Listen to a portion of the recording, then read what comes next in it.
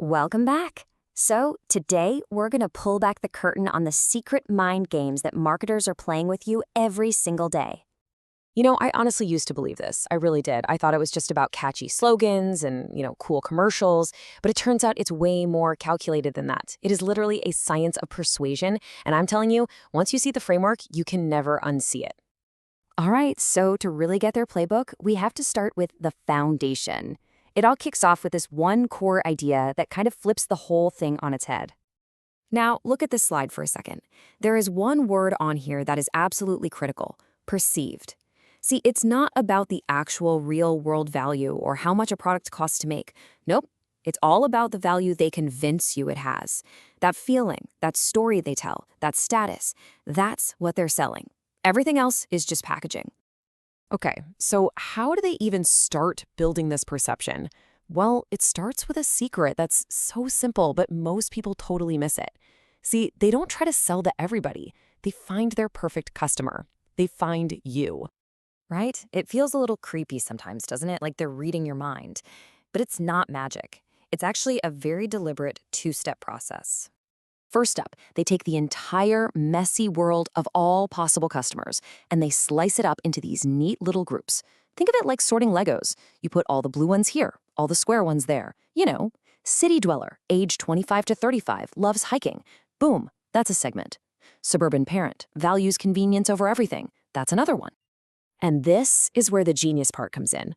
Once they have all those groups mapped out, they don't try to sell to all of them. That's what amateurs do. No, the pros pick just one or two of those groups, the ones most likely to buy, and they point every ad, every email, every single piece of their marketing budget right at them. And this is what it looks like. This is their secret blueprint. It's an internal document, a positioning statement that basically acts like a targeting laser. It literally spells out, for this specific customer who is unhappy with these other options, our product is the one thing that provides this key benefit. It forces them to be incredibly precise about who they're talking to. So, they've found you. Now for the next trick, figuring out exactly how much money they can get out of you. And spoiler alert, it is probably not the same price they're charging the person next to you. I mean, just think about it for a second. Airline tickets are the classic example. But what about software? Or even movie tickets, right? Students pay less than seniors. Why would any company just leave money on the table and charge someone less for the exact same seat? Well, it seems weird, but it's actually brilliant. So this is what they call it price segmentation. But let's be real about what it is. It's the art of finding the absolute maximum price each different group is willing to pay and then charging them exactly that. It's not about being unfair, it's about maximizing their profits by understanding that different people value the exact same thing differently. And they pull this off with tricks you see every single day. A student discount, that's classic price segmentation. That pro version of an app that unlocks a few more features, that's versioning. A combo meal that's cheaper than buying everything separately, yep, that's bundling.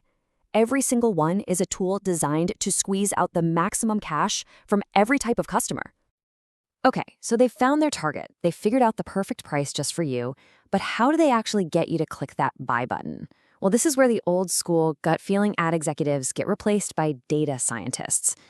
And I'm being completely serious here. The days of some creative director just saying, "I think this will work," are long gone.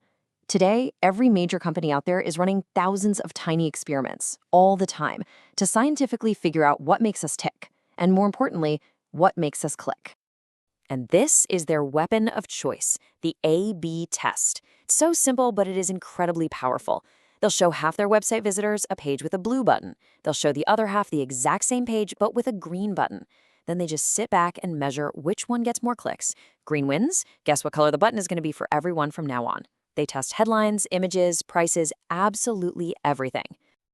And it's not random. It's the scientific method, just applied to selling you stuff. They start with a hypothesis, like, we believe a green button will feel more urgent and get more clicks. Then they design an experiment to prove or disprove it. It is pure data, no more guesswork. Now, all of these secrets, finding you, setting the perfect price, scientifically testing what works, they're all building up to one ultimate goal, the most powerful and honestly the most valuable tool in their entire arsenal. Okay, let's talk about that coffee you bought this morning. The actual coffee beans, the hot water, the paper cup, All in, it probably cost the shop about 20 cents to make. But you happily paid $5 for it. So what happened? Where did the other $4.80 of value come from? Well, you're not just paying for coffee. You're paying for the logo on the cup. You're paying for the feeling you get when you walk into that specific store, the consistent taste, the whole experience. You are paying for the brand. And this is the holy grail. It's called brand equity. It's that invisible, intangible value that a company builds up in your mind over years and years. It's the only reason you'll pay $100 for one white t-shirt when an identical-looking one next to it costs $10. And don't think this is just some fluffy marketing concept. Oh no, brand equity is a real financial asset. It's as real as a factory. It lets them charge way more, it shields them from competitors, and it can be worth billions of dollars on their balance sheet. This is the end game. So, next time you find yourself at a checkout buying something you don't technically need, and you have that little voice in your head asking, why am I doing this? Well, now you know. It wasn't a random impulse. It was a perfectly executed strategy designed from the ground up to engineer that exact feeling of desire in you. And believe me, we have only just scratched the surface here. Make sure you subscribe because in the next explainer, we're going to dig into another one of their secrets. Talk to you then.